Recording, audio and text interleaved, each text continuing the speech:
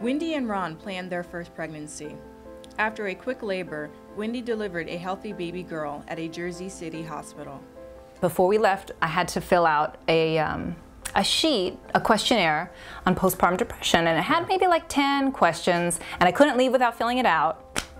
And I was like, well, I'm reading these questions, and I thought, well, I haven't experienced any of this stuff. I just gave birth. I'm exhausted and, you know, and exhilarated and sleep deprived, and I'm like delirious, but, you know, we were just kind of like, you know, have you not been able to, you know, experience joy and the normal things? I'm like, yeah, what kind of questions are these? I was like, oh no, you know, I'm fine, I'm fine, I'm fine, I'm fine. But she wasn't fine. Within 2 days of leaving the hospital, Wendy began to feel overwhelmed. And these feelings started creeping in of, what was I thinking? Well, I can't be a mom.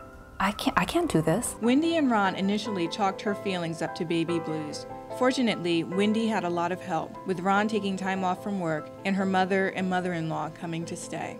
Imagine people who don't have any sort of resources, don't have family, don't have the money to take the time off, and they have to deal with just raising the kid would be hard enough, and then have to deal with having postpartum depression. Even with the strong support system, Wendy battled anxiety, depression, and sleeplessness. She struggled to get through each day. For the first time in my life, I thought, you know, I feel like I'm going to be just such a burden to my husband and to my baby and to my family. I just, you know, not that I was calculating exactly how to end my life, but it seemed like, you know, maybe that really seemed like, in my mind, like the only way that it would just really end everything. When her daughter was a few weeks old, Wendy joined a new mothers group where she made contact with a therapist who was experienced in treating postpartum depression.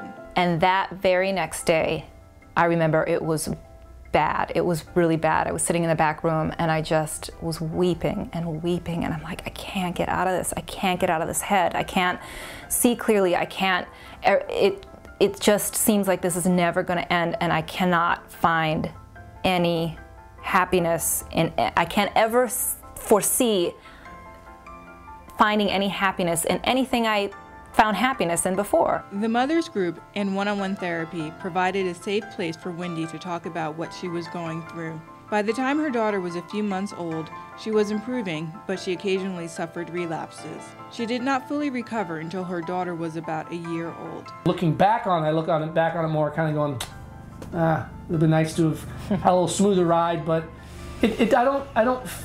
ultimately I don't feel like, oh, you know, it's terrible, because here everything's, you know, everything's going fine. There's not a problem. This is our story. This is what it is. Yeah, and that's to any woman going through this. I would tell them, you're gonna get through it.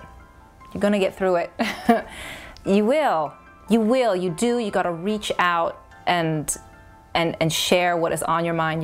You have to be honest, and there is support out there. There are people that want to help you.